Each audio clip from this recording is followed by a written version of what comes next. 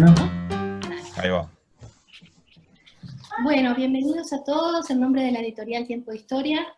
La verdad que es una alegría en este año tan especial poder estar presentando un libro, aunque sea virtualmente. En este caso nos vamos a referir al Laberinto de Clío, que además tiene la particularidad de que es un libro de alcance internacional, digamos, que pretende justamente hacer un enfoque paralelo, o incluso hasta admite un enfoque comparado sobre la evolución de los campos historiográficos en todo el Mercosur. Y acorde a eso tenemos hoy también un grupo de presentadores internacional. En primer lugar se va a referir al libro Magíster Claudio Fuentes Armadanz, que es máster en Sociología y Ciencia Política por la Universidad Nacional de Asunción, licenciado en Historia por la Universidad Católica de Asunción, docente e investigador de la UCA, y sus líneas de investigación se refieren a la historia de la historiografía y a la historia conceptual. Agrego también que es miembro de la Academia Paraguaya de la Historia y es miembro, y en este momento también presidente, del Comité Paraguayo de Estudios Históricos. ¿No? Entonces, le cedo la palabra a Claudio, que se va a referir al libro. Muchas gracias, Andrea. Quiero saludar a los y las autores y autoras, al público presente, agradecer por la oportunidad, ¿verdad? También si me voy a poner a presentar el currículum de cada uno de los autores y de nuestro señor coordinador, ¿verdad? Del libro, ¿verdad? Bueno, vamos a tardar toda la, ¿cómo se dice? Toda la tarde, ¿verdad? Pero preparé un texto, ¿verdad? Que voy a ir leyendo, opinando, y después va a hablar también después de mí Gabriel Cid, y posteriormente, bueno, se va a abrir la cuestión, ¿verdad? Entonces tengo acá lanzamiento del libro El laberinto de Clío, la definición de los campos historiográficos en la región platense, primera mitad del siglo XX, coordinado por Tomás Sansón Corvo, con la participación de Sabrina Álvarez, Matías Borba, Julieta de León y Eliana Cruzi. Editorial Tiempo de Historia, año 2020.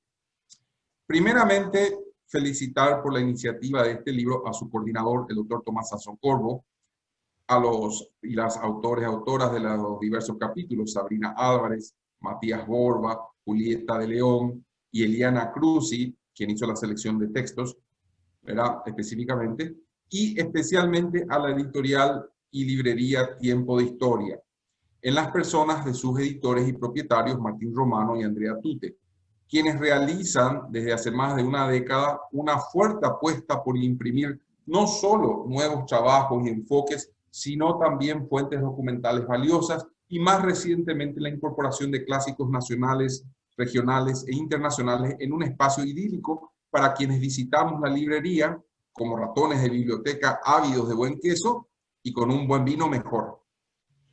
Antes de pasar a la parte técnica, en la cual seré breve para permitir los intercambios académicos posteriores que esta noche se nos presentan, comenzaré con una anécdota que conecta con el coordinador, la editorial y mi entrada al mundo historiográfico. Yo a Tomás Sansón Corvo lo conozco básicamente desde 2012, era cuando participé por primera vez en las jornadas de Historia del Paraguay, era en Montevideo. Y en el transcurso de esa jornada lo conocí, pero realmente comenzamos a trabajar con Tomás en cuestiones historiográficas en 2016.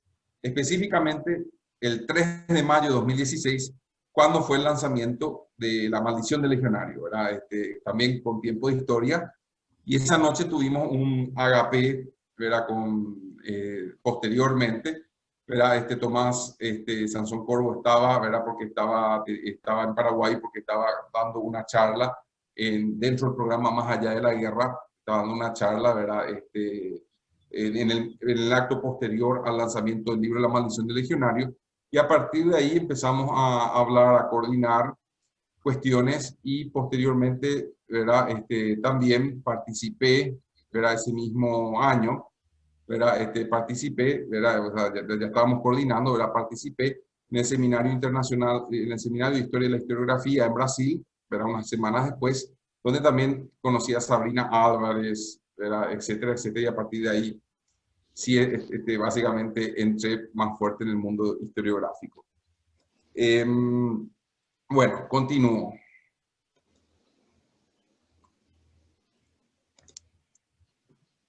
El presente libro articula de forma muy armoniosa una secuela de La Nación y la Pluma, escritura de la historia en la región platense, siglo XIX, autores, textos y tendencias también de la editorial Tiempo Historia del 2018, y que contó con la participación de Sabrina Álvarez, Matías Borba, Francis Santana y Julieta de León, bajo la coordinación, por supuesto, de Tomás Sansón Corvo.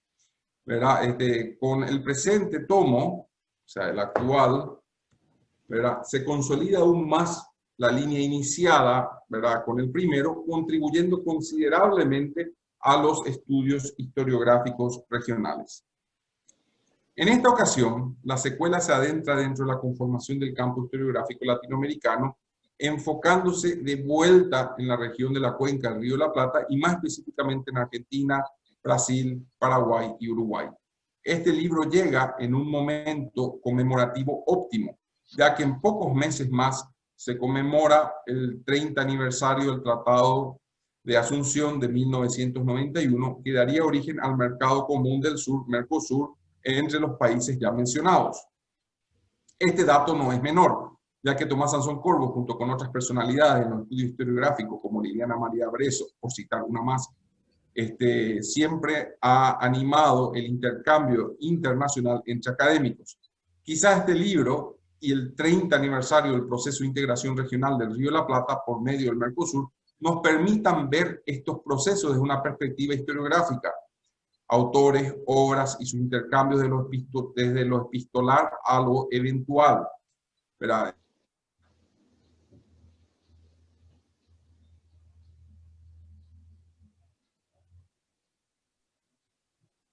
No sé, el resto a mí me quedó congelado, Claudio. Sí, quedó congelado. Bueno, perdón. Bueno, repito, ya mucho antes del Mercosur, como Andrea Tute ya lo estudió, ¿verdad? Marcela Quintero estudió, Beatriz González Bocio, también Magdalena López, el propio Natalicio González ya construyó redes intelectuales, ¿verdad? Se menciona también esas redes en el libro, ¿verdad? Se construyó redes intelectuales, ¿verdad? En torno a discutir con autores brasileños, argentinos, uruguayos. Entonces, ¿verdad? Quizás saliendo un poco de ese tópico, ¿verdad? De que este año estuvimos muy movidos en el sesquicentenario, ¿verdad? En la muerte, en la destrucción, ¿verdad? Bueno, ahora son 30 años de la integración, con todos los problemas y las dificultades que eso también acarrea, ¿verdad? Hay armonía, pero también hay problemas, ¿verdad? En ese sentido, este libro ayuda a pensar, problematizar e investigar las redes intelectuales que fueron tratándose en esas primeras 5 décadas del siglo XX, en las cuales los historiadores participaban con la misma persistencia y la voracidad con la que una araña teje su red. Así como 2020 nos permite conmemorar el sesquicentenario del final de la Guerra Triple Alianza, 1864-1870, que enfrentó a los 4 países, el año que se inicia se conmemora la alianza comercial no exenta problemas entre los mismos. Ya no es la guerra, sino la integración regional lo que debemos reflexionar. En ese sentido, el libro permite trazar una serie de autores, corrientes, obras y situaciones comunes y distintas entre quienes escribieron y debatieron la historia en la primera mitad del siglo XX. Todos los capítulos del libro, uno por cada país, poseen además 2 valiosos apéndices de los autores de la generación en estudio, o sea, los referentes principales, ¿verdad? Por supuesto, y una breve selección de textos representativos. Ambos apéndices que nos permiten conocer de primera mano a los historiadores, tanto en datos biográficos como en calidad de sus prosas, son sumamente importantes y sumamente interesantes. O sea, no es un libro solamente que dice, sino muestra, ¿verdad? Es un libro que tiene una didáctica muy adecuada para el mundo universitario, ¿verdad? Eso lo recalco como docente universitario que soy. Esto es de utilidad fundamental, tanto para el estudiante o el lector primerizo, como para quienes ya transitamos la senda de hace muchos años. La responsabilidad del trabajo en la excelente selección de textos fue de Liliana Cruzi. El texto comienza con un estudio preliminar de Tomás Sansón Corvo sobre el desarrollo del campo historiográfico latinoamericano en el periodo mencionado, tomando varios aportes teóricos de primer orden dentro de las ciencias sociales y humanidades, entre los que destaco la cita a Bourdieu y su teoría de los campos, que es uno de los autores, ¿verdad? De ciencias sociales y humanidades, ¿verdad? Que basa Tomás Sansón Corvo, ¿verdad? Para hablar de la teoría del campo, ¿verdad? No es el único, hay varios autores más.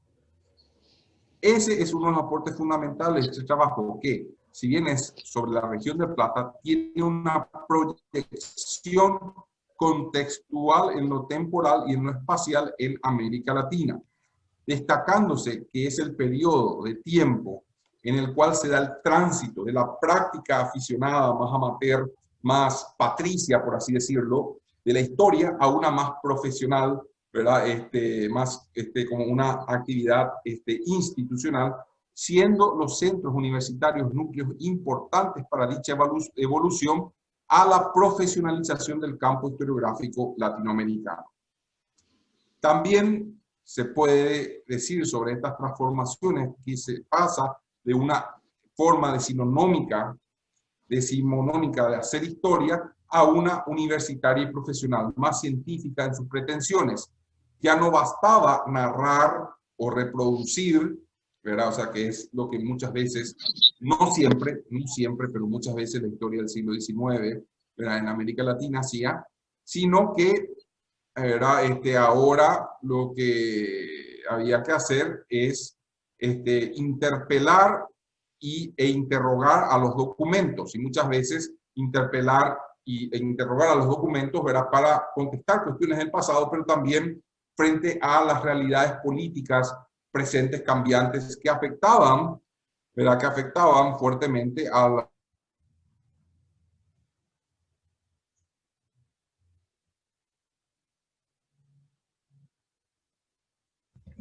Creo que otra vez perdimos a Claudio.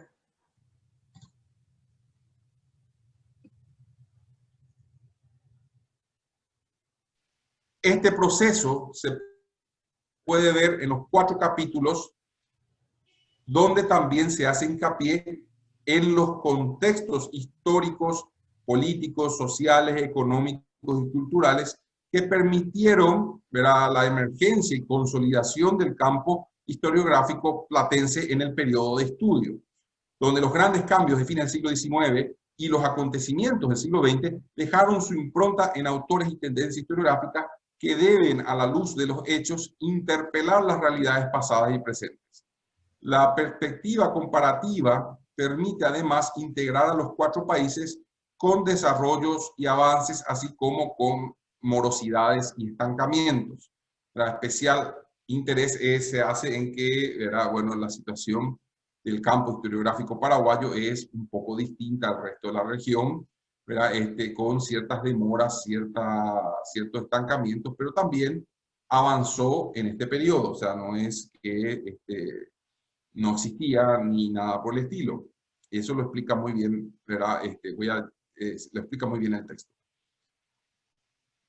En este contexto es en el cual se integran al proceso latinoamericano Argentina, Brasil, Paraguay y Uruguay en el ámbito regional platense, en un tránsito de la descripción positivista de crónicas y documentos a interpretaciones comprensivas o críticas por parte de los autores. En las siguientes palabras, y muy brevemente, citaré los capítulos del libro, ¿verdad? También quiero decir que estos espacios historiográficos son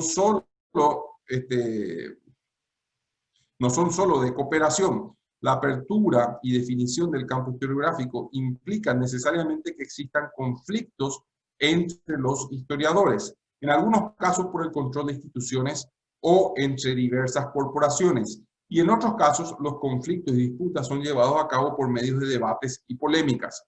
En todos los casos existe una influencia de la realidad nacional que se refleja en las disputas y alianzas entre los actores historiográficos y sus discursos. O sea, básicamente la realidad penetra el campo historiográfico, ¿verdad? Y eso se manifiesta también en las diversas disputas, que no son solamente disputas de tendencias o disputas discursivas, sino son, ¿verdad? Y sobre disputas, ¿verdad? En el campo de la realidad.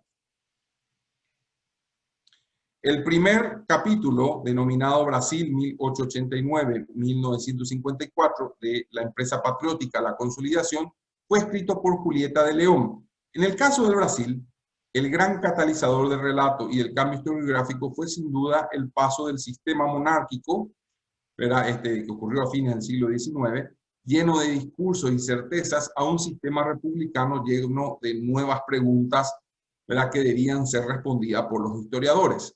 ¿Verdad? Sobre todo el fin de la esclavitud, la otredad, hay otras cuestiones, ¿verdad? Cuando aparecen, ¿verdad? Y en toda la región hay, por supuesto, ¿verdad? Y esto lo recalco, en toda la región hay una, y se nota eso en el texto, hay una tensión entre tradición, modernidad, ¿verdad? Y de estos discursos.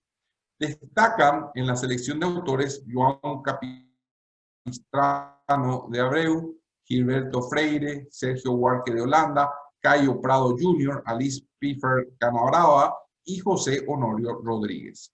El segundo capítulo es de Tomás Sansón Corvo y se titula Una nueva escuela para la historia de la Argentina, en la Argentina específicamente, y también el campo político destaca como interventor de las disputas historiográficas entre la nueva escuela y, por ejemplo, el revisionismo histórico, en un país que pasó del liberalismo y del radicalismo, que habían heredado nuevas denominaciones territoriales, ¿verdad? El avance, ¿verdad? Por el sur, ¿verdad? La destrucción de pueblos originarios, ¿verdad? El avance de la frontera agrícola, ¿verdad? A posteriormente la década infame y incluso el peronismo, marcando así los espacios de disputa historiográfica de dicho país. O sea, se nota, ¿verdad? Y eso lo describe muy bien Tomás Sansón Corvo, ¿verdad? Cómo estas situaciones nacionales, ¿verdad? De la Argentina y sus disputas políticas, ¿verdad? Fueron también disputas, ¿verdad? Que se manifestaron en instituciones, en universidades, etcétera, etcétera. Caso clave es después de la caída de Perón, y también ahí se nota, ¿verdad? Por ejemplo, después de la caída de Perón, ¿verdad? La intervención de José Luis Romero y de eso, ¿verdad? Destacan en la selección de autores Emilio Ravignani, ¿verdad? Cuyo nombre ya lleva el Instituto, ¿verdad? De Historia famoso, Ricardo Cayet Bois, Enrique Barba y José Luis Romero. En el tercer capítulo se denomina Entre la tradición y la modernización, la historiografía uruguaya en la primera mitad del siglo XX, de Sabrina Álvarez. En el Uruguay se destaca un pasaje del activismo político mayor o menor de los actores del acontecer historiográfico tradicional a una profesionalización de los historiadores que esquivaban preferentemente ya en la etapa de la profesionalización dichas disputas políticas, pero no así las disputas de los espacios historiográficos en y entre las instituciones del rubro. Destacan en la selección de autores José Salgado, Pablo Blanco Acevedo, Eugenio Petit Muñoz, Florencia Fajardo Terán y Juan Ernesto Pibel Devoto. Y finalmente el cuarto y último capítulo, titulado Relatos de Victorias, Historias de Vencidos, la historiografía paraguaya entre 1895 y 1954, de Matías Borba-Eguren, en el caso de Paraguay, con una aparente demora a nivel regional frente a sus vecinos, pero que es explicada en gran medida por el contexto de posguerra de la Triple Alianza y de también la propia guerra del Chaco, así como la alta conflictividad política de aquellas décadas. La polémica Báez Oleari sería un punto de división de las aguas historiográficas en donde el gran caudal del discurso patriótico nacionalista desembocaría exitosamente como política de Estado de los diversos gobiernos autoritarios 3 décadas después, a partir de 1936 principalmente. Esto no excluye, en el caso paraguayo, que haya existido también una historia erudita y de que, aunque más tardíamente se crearon instituciones como la actual Academia Paraguaya de la Historia, en 1937, y la carrera de Historia en la Universidad Nacional de Asunción 1948, que ayudarían justamente a esta profesionalización, ¿verdad? Del campo historiográfico paraguayo. Destacan en la selección de autores Manuel Domínguez, Juan Emiliano Oleari, Juan Natalicio González, Antonio Ramos y Efraín Cardoso. ¿Verdad? Quiero también mencionar, ¿verdad?, una cuestión, ¿verdad?, que justamente lo que se nota también en el trabajo muy dedicado, ¿verdad?, es las corrientes y los intercambios, ¿verdad?, y las influencias de corrientes, sobre todo en Brasil, Argentina y también Uruguay, ¿verdad?, de corrientes, ¿verdad?, europeas, ¿verdad?, los contactos, etcétera, etcétera, ¿verdad?, que existían, ¿verdad? Y bueno, en el caso del Paraguay un poco más aislado, pero no totalmente aislado. O sea, Paraguay no es tampoco esa cuestión, ¿verdad?, que es no es Paraguay ni el cementerio de teorías, ni tampoco es la isla totalmente rodeada de tierra, ¿verdad? Pero en el caso de Paraguay sí hubo una mora, por así decirlo, ¿verdad?, en el desarrollo era historiográfico que después posteriormente se iría compensando. Para terminar esta ponencia e iniciar la conversación al respecto de la obra, considero como docente de historiografía que este nuevo aporte va a ser necesario incorporarlo en las cátedras de historia de las universidades de la región. Y lo segundo es, que espero con mucha ansiedad, ya el tercer tomo de la saga, ¿verdad?, la trilogía, ¿verdad?, que hable ya de la segunda mitad del siglo XX. ¿Verdad? Muchas gracias.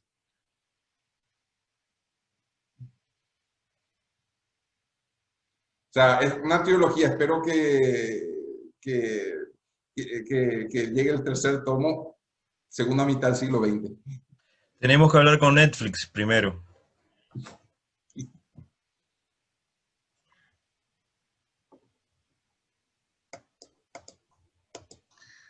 Claudio, por tu presentación. No sé si se llegó a escuchar mi agradecimiento, muchísimas gracias. Vamos a escuchar ahora al doctor Gabriel Cid, que es doctor en Historia por la Universidad del País Vasco, en España, máster en Historia de Europa y el Mundo Atlántico también por la Universidad del País Vasco, licenciado en Historia por la Pontificia Universidad Católica de Chile, docente e investigador del Instituto de Historia de la Universidad San Sebastián de Chile, y cuyas líneas de investigación se refieren a la historia política e intelectual de América Latina en el siglo XIX y la historia cultural de la guerra en su vínculo con los procesos de formación estatal y nacional, un tema que es relevantísimo para Paraguay además. Entonces, bueno, le cedemos la palabra a Gabriel, al doctor Gabriel Cid. Bien, muchas gracias, buenas tardes. Quiero en primer lugar felicitar a los autores, quiero agradecer a Tomás por la confianza en invitarme a presentar este texto, felicitar también a los editores de Tiempo de Historia por sacar a la luz este importante trabajo. Yo en el tiempo del que dispongo quiero ofrecer acá una mirada, por así decirlo, externa en dos ámbitos. Una externa en términos disciplinares, mi área de expertise es la historia intelectual. Entonces voy a tomar la historiografía desde la perspectiva de la historia intelectual, pero también desde una perspectiva territorial. Yo soy chileno y mi acento ya me debe haber delatado. Y por lo tanto no estoy involucrado en ese campo geográfico que aborda el texto. Respecto a me gustaría destacar cuatro aspectos que son claves. En primer lugar, me gustaría destacar la vocación comparativa del texto. Y este es un aspecto muy relevante en tanto cuanto es un momento de consolidación y de profesionalización del relato histórico respecto a la nación, que parece ser el eje gravitante del oficio, que cohesiona las labores de este nuevo oficio en términos profesionales, pero que al mismo tiempo las descentra. Y esta mirada de conjunto es particularmente relevante y significativa porque nos permite a un lector periférico contrastar trayectorias comunes. Irónicamente, muchas veces el nacionalismo metodológico parte de la premisa de la excepcionalidad y un barrido, una lectura general de muchas de esas tradiciones historiográficas reparaban en el mito y la obsesión por encontrar la excepcionalidad de la propia nación. No obstante, cuando uno examina y lee de una perspectiva más bien periférica, puede descentrar el marco normativo del nacionalismo y establecer una serie de procesos muy simultáneos, muy interesantes, que cruzan y atraviesan los 4 países examinados. Esa es una de las profundas, de los profundos aportes de este texto, la vocación comparativa, que cruza y atraviesa fronteras y que permite establecer conexiones incluso con otros procesos historiográficos que no son los aquí tratados, pero por ejemplo el caso peruano, el caso colombiano, el caso chileno, tienen procesos que coinciden temporalmente, y varios de estos de hecho son muy similares. Entonces esa vocación comparativa es un aspecto muy destacable en el libro. Lo segundo que me gustaría destacar a propósito del libro en cuestión es el factor de síntesis. Dentro de un corpus historiográfico amplísimo, de hecho la erudición y el aparato crítico de cada uno de los textos así lo evidencia, la literatura al respecto es muy copiosa, son investigaciones que no se inscriben en un terreno virgen, sino que hay una copiosa literatura al respecto. No obstante, es un texto que tiene una vocación de síntesis en dos sentidos. Por una parte, narra los aspectos más centrales, pero también se atreve a interpretar procesos, y eso es bastante destacable. Es bastante destacable apretar en las pocas páginas que dispone de cada capítulo 50 años de historia, y lo hacen sin ser superficiales, un ejercicio de síntesis sin por eso sacrificar la contundencia, la solidez historiográfica. Eso es aún más sorprendente cuando ahora conozco a los y las autoras, se trata de historiadores bien jóvenes. Al parecer, desde una perspectiva, insistiría, periférica, la madurez intelectual del ejercicio de síntesis es impresionante, es sorprendente ver que colegas tan jóvenes tengan justamente este nivel de solidez, lo que logra, creo yo, un gran futuro al campo de la historia de la historiografía. Es un factor de síntesis también es un segundo punto que me gustaría destacar. La vocación comparativa, la vocación didáctica. Ese es el tercer punto que me sorprendió gratamente. Y en efecto, como señalaba nuestro colega Claudio al inicio, es un texto que es casi un modelo de cómo debería funcionar un manual de tipo universitario. Es como el típico, o más bien el libro que uno desearía como docente darle a leer a un estudiante para que se adentrase en estas dimensiones. La vocación didáctica es notable, no solamente por el ejercicio de síntesis, sino, ya no quiero ser redundante en esto, pero cada uno de los capítulos tiene una selección biográfica de los y las historiadores más relevantes en el campo, que permiten entender sus trayectorias biográficas, sus conexiones políticas, sus referencias intelectuales, la lista de sus trabajos más importantes, pero también extractos documentales. En ese sentido, la vocación didáctica de cada uno de los capítulos es totalmente encomiable y digno de destacar. Ahora, el cuarto punto, y aquí entro en aspectos más interpretativos de fondo, es cómo este libro ilumina una transición que es crucial en la disciplina histórica en la región, y no solamente en la región que aborda el libro, sino, me atrevería a decir, a nivel continental, que es la transición del historiador de una función cívica propia del letrado decimonónico a un oficio cada vez más profesional y que obedece a reglas del juego cada vez más instaladas y eruditas. Entonces, en términos interpretativos, yo creo que una lectura cruzada, comparada, de los 4 textos permite al menos ponderar 3 grandes procesos muy importantes y muy cruciales. Lo primero es que desarrollan de manera muy acabada, muy notable, este proceso de autonomía y profesionalización del campo historiográfico. Por autonomía me refiero a un aspecto que no solamente es relativo al campo historiográfico como tal, sino que también uno lo puede constatar en otras dimensiones del quehacer intelectual también de la época. Por ejemplo, el literato, el novelista y el periodista. Cada vez más, de esta figura del polígrafo decimonónico, como Andrés Bello, que puede escribir un día sobre ciencia, después escribe sobre poesía, un comentario sobre filosofía y escribe de todo. Cada vez más, en el cambio de siglo, y es una transición que llegó para quedarse, uno va a ver profesionales de un ámbito y que lo desarrollan y que pueden vivir de eso. A eso nos referimos con la autonomización del saber histórico. Por eso una autonomización del discurso historiográfico que va de la mano, y este es un proceso que cruza en efecto los 4 países acá, con ciertos desfases cronológicos, particularmente en Paraguay, pero que va de la mano con la profesionalización del campo historiográfico. Y eso es un aspecto clave. Ese cambio o ese giro, esa transición, esa ruptura del siglo XIX al siglo XX es acompañado también con otro proceso clave, y este es el segundo aspecto interpretativo que me llama poderosamente la atención del texto, es cómo también en ese momento se institucionalizan las formas de sociabilidad profesional, desde un momento decimonónico donde los intercambios tienden a ser más bien biográficos, muchas veces como resultado de las experiencias de exilio, son intercambios más bien de correspondencia, intercambios de libros, cooperaciones en revistas, muy, diríamoslo así, a nivel coloquial, a los amigos.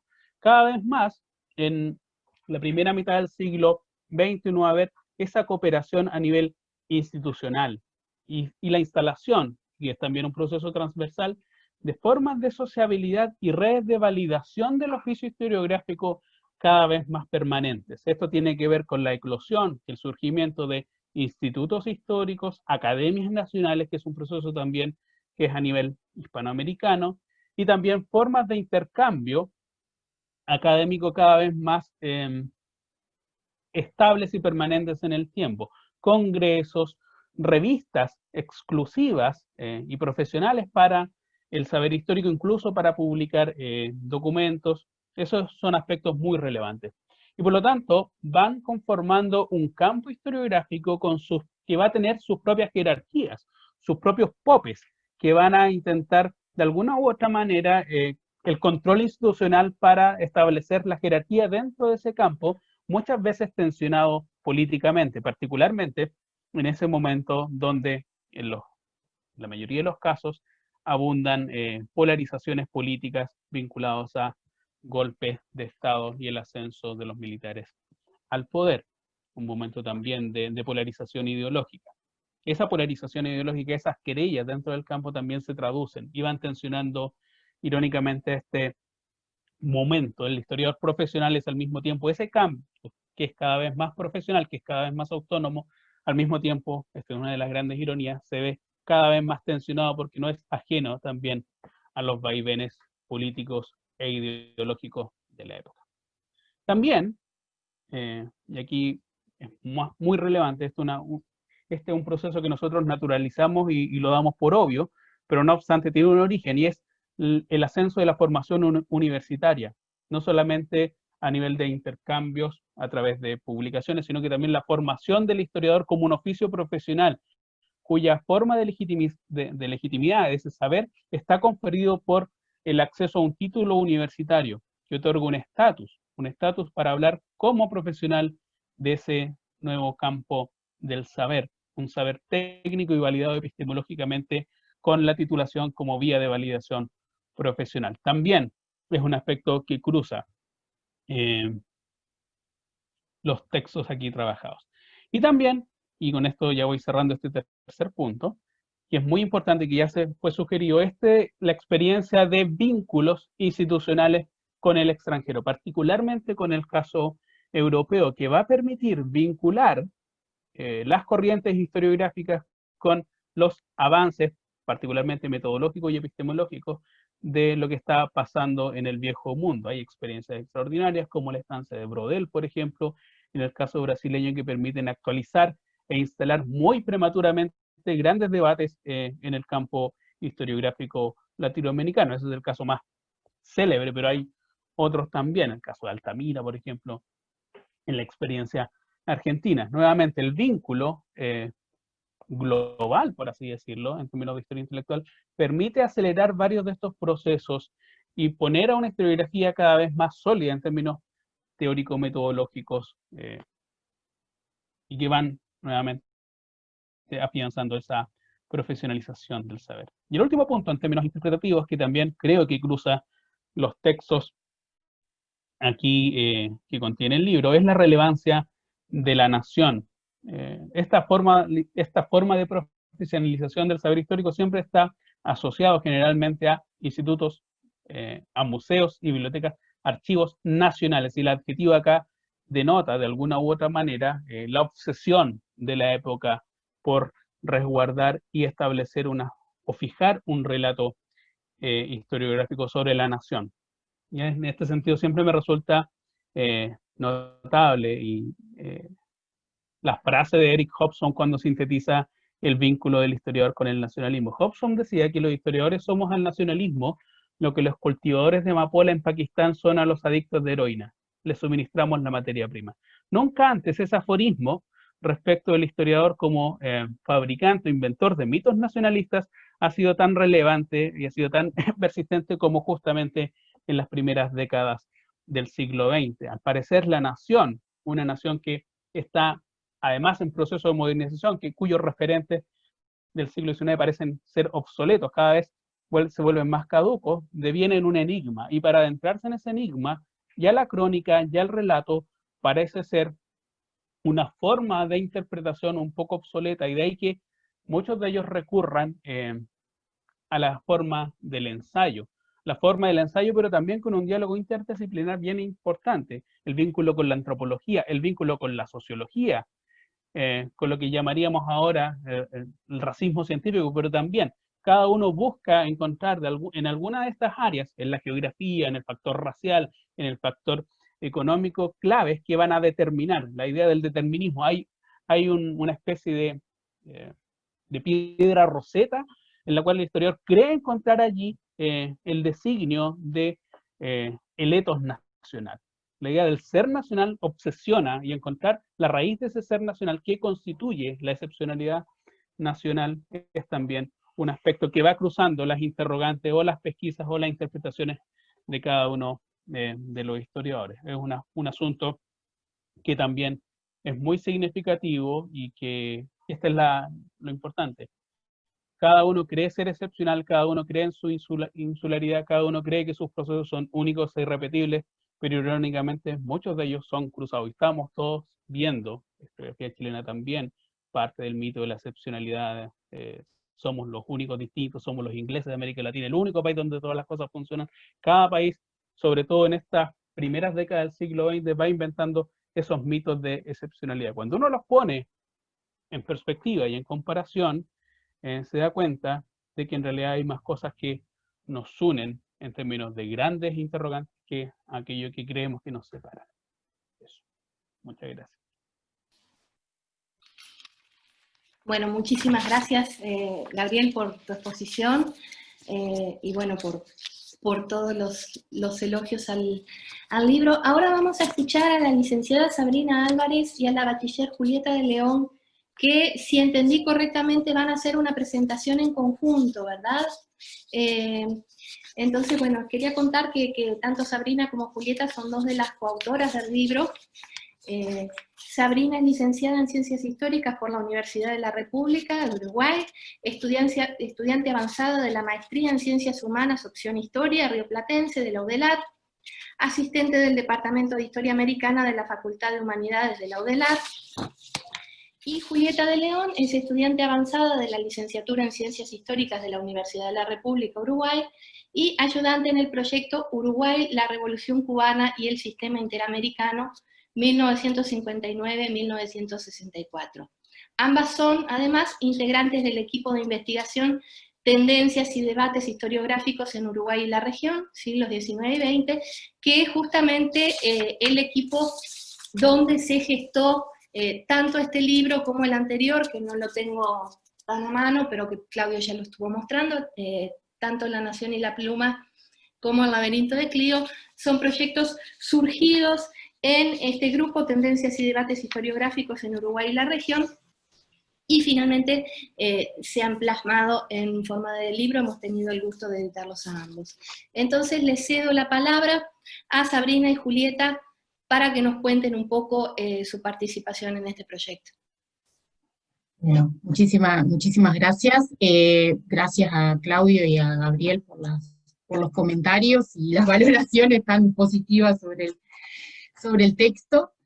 y esperamos que así sea y que sean útiles. Va a estar cumplido uno de los principales objetivos que tenía el texto, pero en lo que va a ahondar Julieta.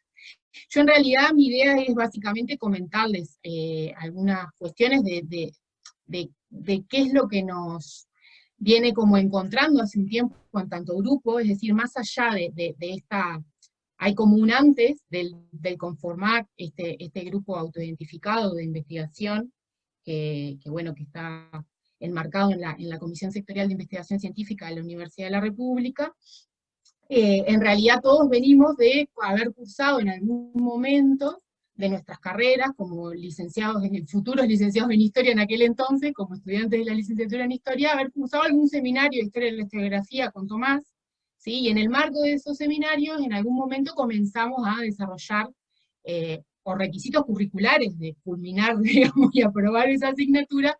En algún momento nos pusimos a realizar algún trabajo que siempre implicó algún sumergirse en fuentes en relación con la historia de la historiografía, y también empezar a manejar algunas conceptualizaciones en virtud de lo que ya venía trabajando Tomás, y que bueno, que siempre generosamente en sus cursos comparte, socializa y explica con una claridad conceptual que la verdad que es siempre muy admirable.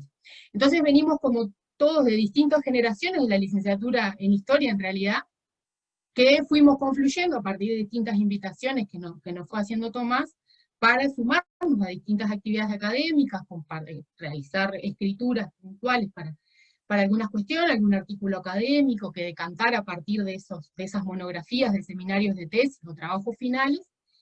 Y bueno, hacia 2017, ya creo que fue en 2016 el trabajo, me pueden ayudar a refrescar un poco la memoria, pero el trabajo hacia La Nación y la Pluma se desarrolló a lo largo de todo 2016, y hace bastante tiempo, y para 2017 se publica ese primer libro, digamos, en el cual, bueno, los cuatro que colaboramos en esta segunda parte, digamos, de esta futura trilogía, si todo sigue como Claudio se está imaginando, bueno, todos participamos en alguna tarea, ¿no?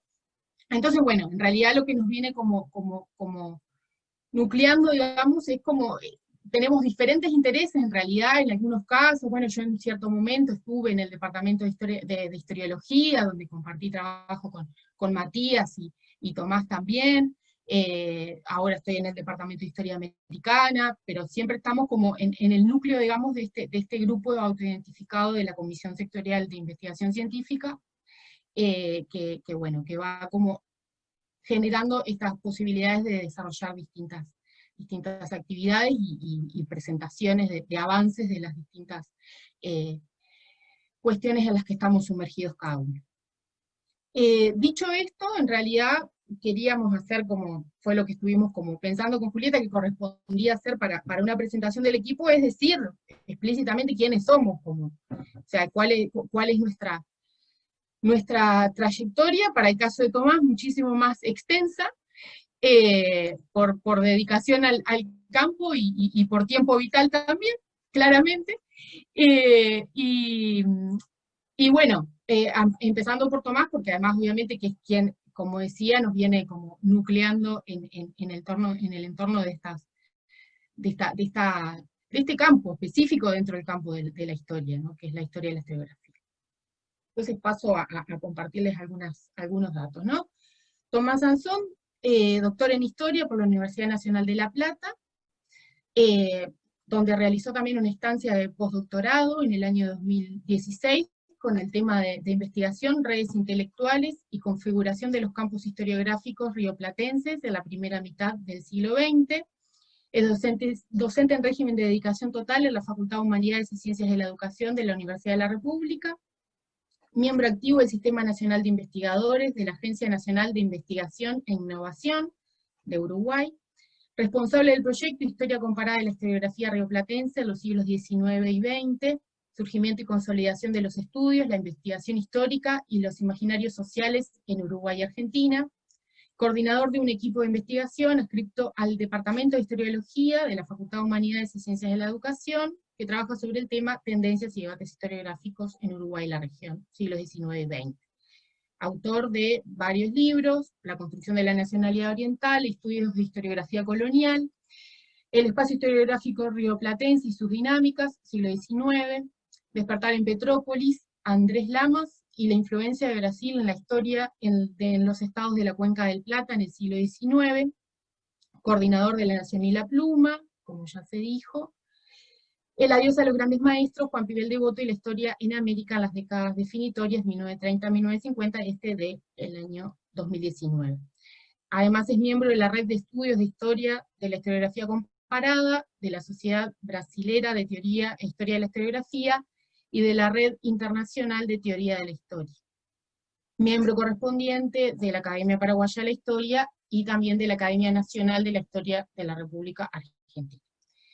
Yo por mi parte, y ahí sigo como en orden cronológico, como decía, soy licenciada en Historia, estoy a punto de defender mi tesis de maestría en Historia Rioplatense. Fui docente del Departamento de Historiología, actualmente del Departamento de Historia Americana, y también soy docente en un centro de formación docente, para lo cual claramente que coincido tanto con Claudio como con Gabriel, que es como una muy buena herramienta pensar en la escritura desde el vamos ya de este tipo de textos, son sumamente necesarios, y hay que muchísima actualización para hacer, una necesidad, me parece importante, de actualizar mucho en ese sentido. Además de lo que pueda llegar a un público mayor, ¿no? Extra instituciones educativas. Bueno, en las dos series de libros, esta, La Nación y la Pluma y El laberinto de Clio, me aboqué al estudio de Uruguay, ¿sí? Y bueno, en relación con la historia de la historiografía, he participado de varios encuentros académicos, en los cuales en alguna ocasión coordinamos alguna mesa con Tomás. Bueno, Matías Borba, está por ahí, se me perdió ahí con la imagen, pero bueno, es licenciado en Historia de la Facultad de Humanidades, es estudiante avanzado de la Maestría en Ciencias Humanas, opción Historia Rioplatense, también de la Facultad de Humanidades y Ciencias de la Educación de la Universidad de la República. Es grado 1 del Departamento de Historiología, también de la Facultad de Humanidades.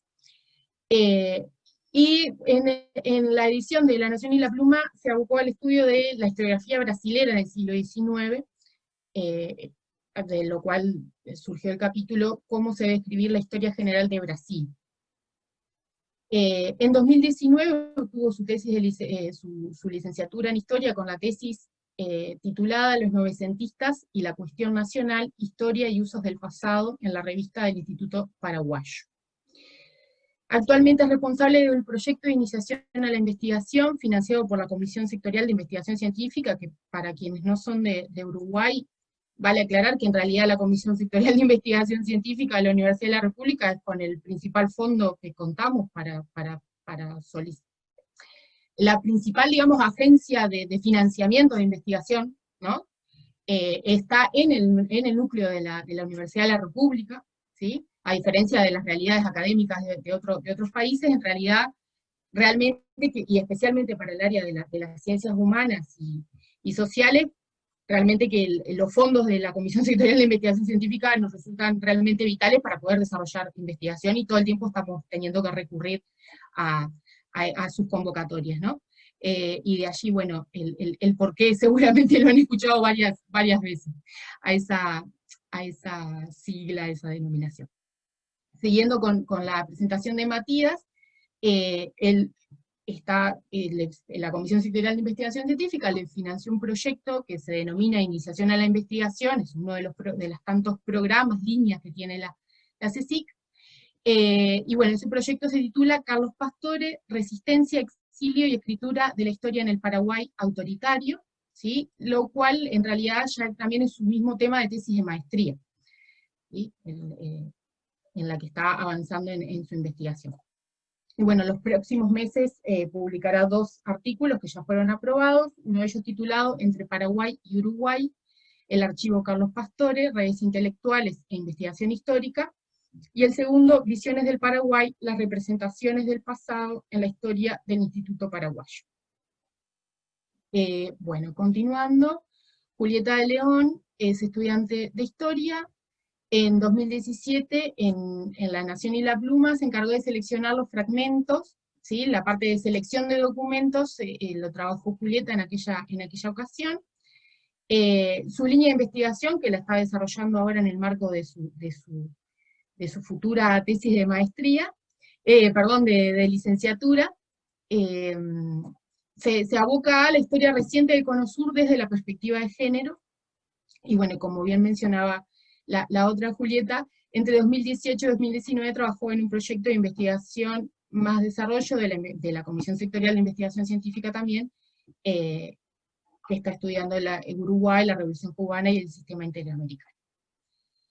Y por último, Eliana Cruzi, que está por allí también, conectada, también es estudiante avanzada en Historia, actualmente está avanzando en la confección de su tesis de licenciatura, con el título, ¿sí?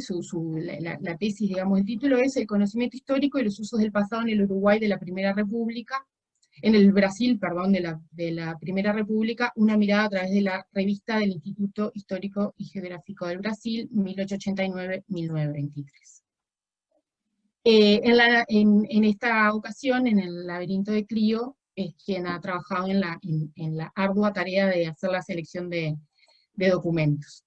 Así que, dicho esto, le dejo la palabra a Julieta de León. Gracias, Sabrina. ¿Me escuchan bien ahí? Perfecto. Bueno, ¿qué tal? Buenas tardes. Yo voy a comentar un poquito sobre los objetivos que tenía el equipo con este proyecto, ¿no? Que en realidad tampoco voy a explayarme mucho porque creo que hablo en nombre del equipo que estamos muy contentos porque con lo que comentaron Claudio y Gabriel, siento que cumplimos con algunos de los objetivos que nos habíamos propuesto para este proyecto, ¿no? Que en realidad, como ya hemos mencionado, tiene como un idéntico espíritu que es el antecedente, que es La Nación y la Pluma, ¿no? Que quisimos o intentamos como, bueno, llenar un vacío. ¿En qué sentido? De que los estudios historiográficos hasta el momento, digamos, en general, los estudios historiográficos sobre Latinoamérica o el espacio rioplatense, en general oscilan como entre abordajes muy generales, con marcos temporales y espaciales bastante amplios, y otros que en general han sido como de carácter demasiado particular, ¿no? Como primando recortes nacionales o trayectorias particulares de algunos autores. Entonces, nuestra intención con este trabajo fue justamente poder proporcionar un material panorámico, pero específico de la evolución de la historiografía en los países de la Cuenca del Plata. En este caso, durante la primera mitad del siglo XX, en el caso de La Nación y la Pluma, nos abocamos al siglo XIX.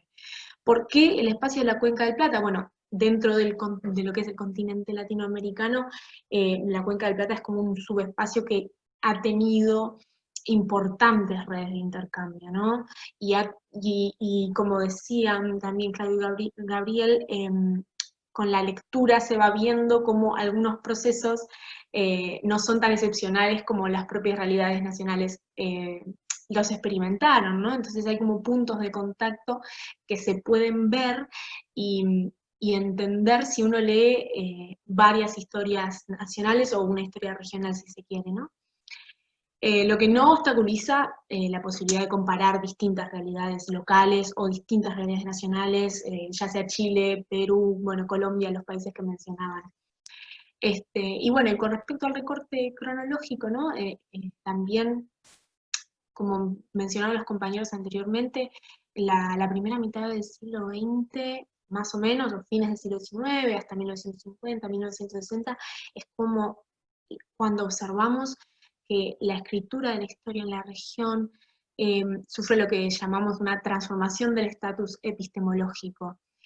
¿Qué quiere decir esto? Que incorporó una serie de herramientas teórico-metodológicas que le permitieron pasar de lo que llamamos una literatura histórica, si se quiere, decimonónica, a un conocimiento científico consolidado, institucionalizado y profesionalizado en la mayoría de los casos.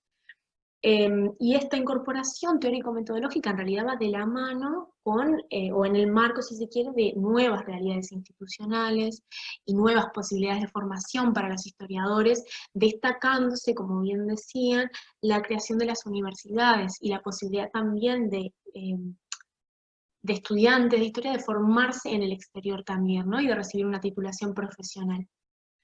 Y a su vez tenemos los supuestos teórico-metodológicos, tenemos las nuevas realidades institucionales y también tenemos complejas coyunturas nacionales, regionales, pero nacionales sobre todo, que motivan y empiezan a demandar como formas diferentes de preguntarle al pasado, ¿no?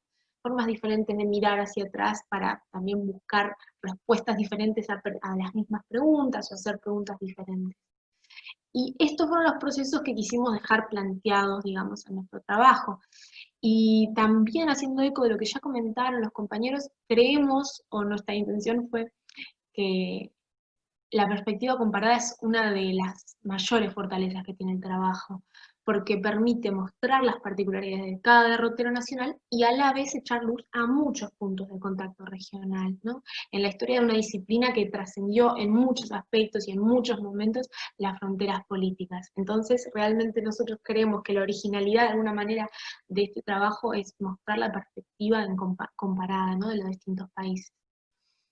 Entonces, en definitiva, el objetivo que tuvimos, la meta como equipo, fue poder proporcionar una herramienta didáctica y una herramienta de difusión de lo que fue la evolución del conocimiento histórico en nuestra región, tanto para estudiantes como para historiadores que estén interesados en la materia, y por qué no, para gente interesada por fuera de la academia, ¿no? La gente interesada en la historia del conocimiento en general, que es lo que también nos aboca.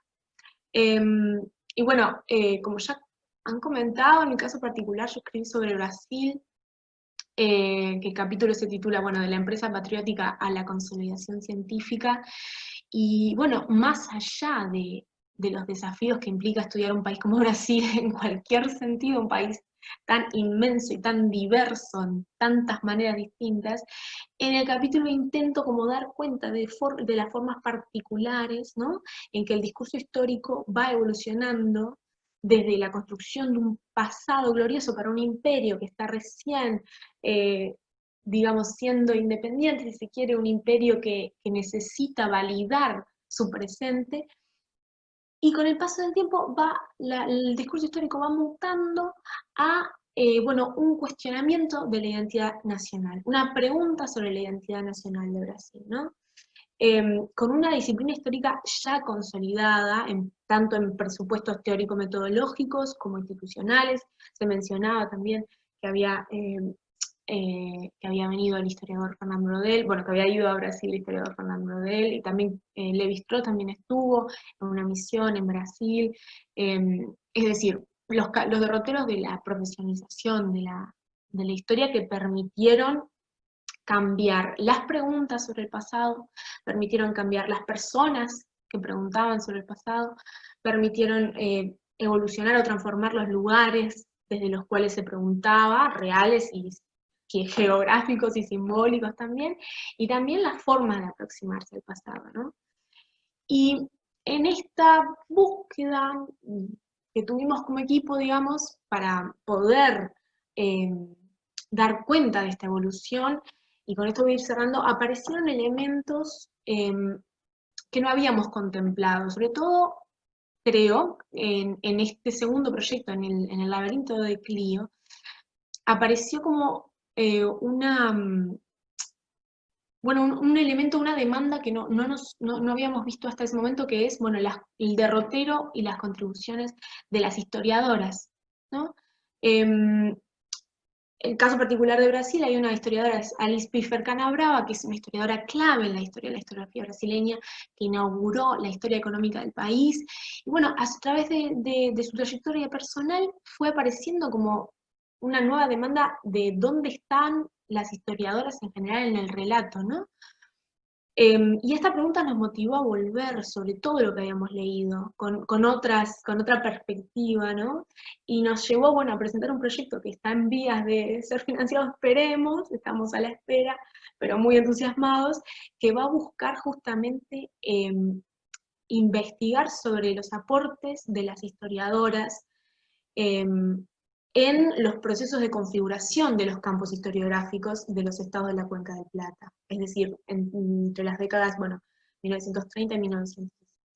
Y bueno, nuestra intención con este proyecto es continuar la línea de investigación que venimos, que esbozamos en ambos libros, pero que venimos trabajando hace años ya, pero profundizando tal vez en esta siguiente etapa en la creación de conocimiento original respecto a, bueno, como decía, las contribuciones de las historiadoras y también en releer un poco la historia de la disciplina, pero atendiendo a estas contribuciones específicas, ¿no? Contribuciones que han sido, como en otros campos, relegadas a un segundo plano, pero que creemos que merecen un espacio. Y bueno, es un desafío que esperamos poder llevar a cabo, y es un desafío del que el laberinto de Clio ha sido el puntapié inicial para nosotros.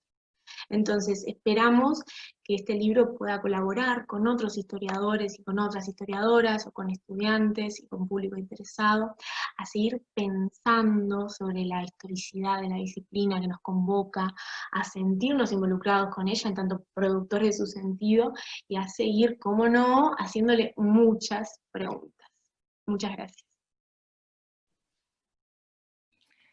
Bueno, muchísimas gracias a Julieta y a Sabrina. Por mi parte solo me queda agradecer una vez más a los presentadores, felicitar a Tomás Sansón y a todos los miembros del equipo, los coautores del libro. Acá tengo, ya lo mostró Claudio al comienzo, pero de todos modos quería mostrar los dos. A partir de mañana, para quienes estén asistiendo a la presentación desde Paraguay, a partir de mañana ya el laberinto de Clio va a estar en venta en las librerías aquí, y esperamos en la medida en que se restablezca el servicio de correos, que en este momento no está funcionando, y en la medida en que se puede ir normalizando la situación, que podamos mandar el libro al exterior. Está previsto tratar de que el libro esté a la venta antes de fin de año en Uruguay. Vamos a ver si lo podemos lograr.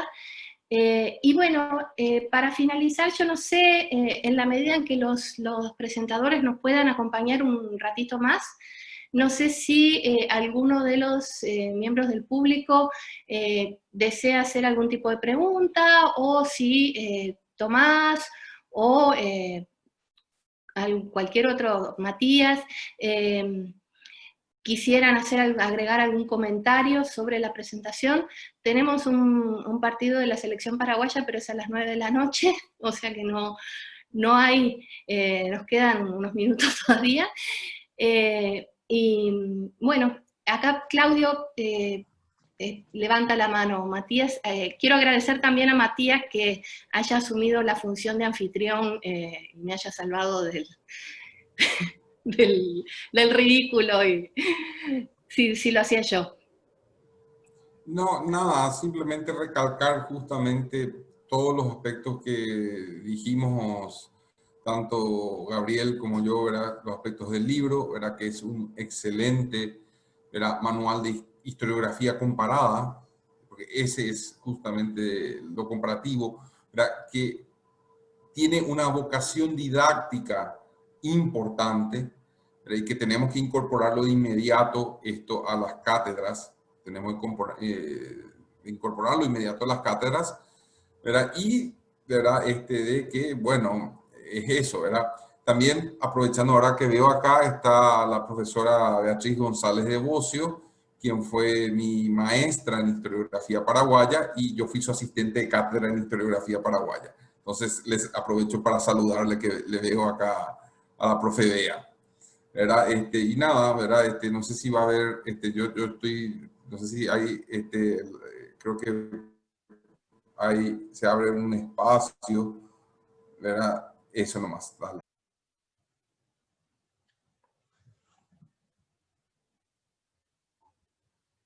El que desea hablar puede simplemente habilitar su micrófono, no tiene que pedir la palabra.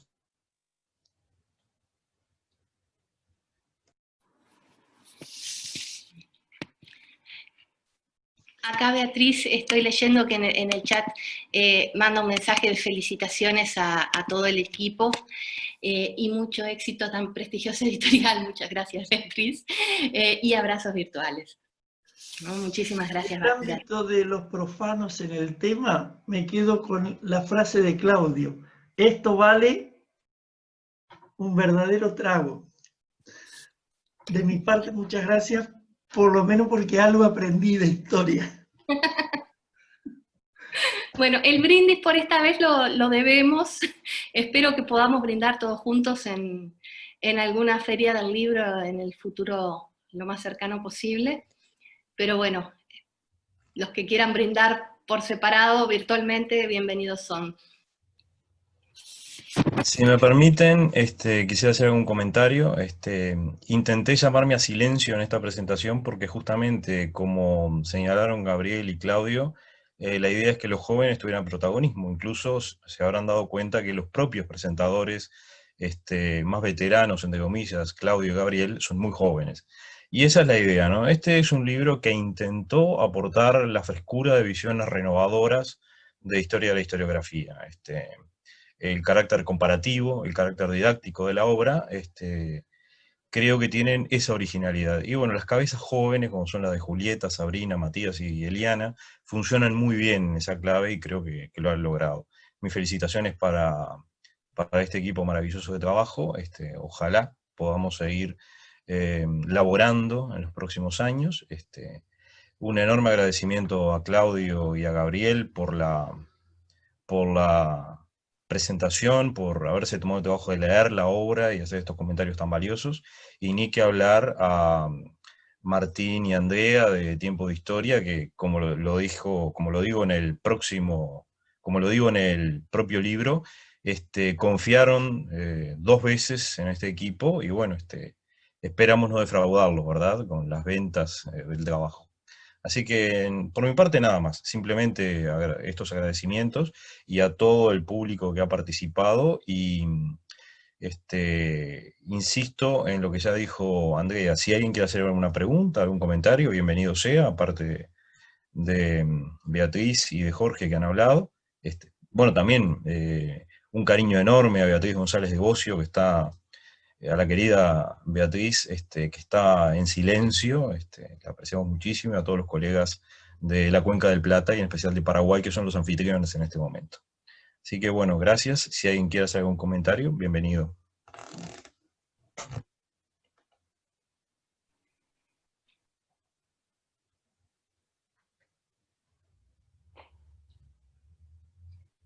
Parece que no.